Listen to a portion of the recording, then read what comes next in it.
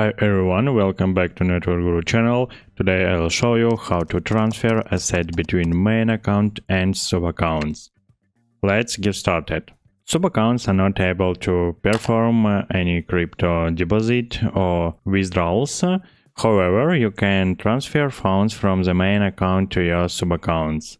You can go to the assets page or account page of any of your accounts to make a transfer between your different accounts.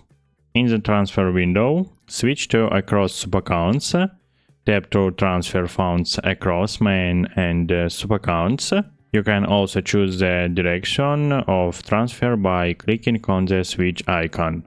Note: the two-way transfer function between main accounts and subaccounts is not supported when logged into your subaccount, for which the allow switch feature is disabled. Log it into your subaccount through the login page using your ByBit username and password.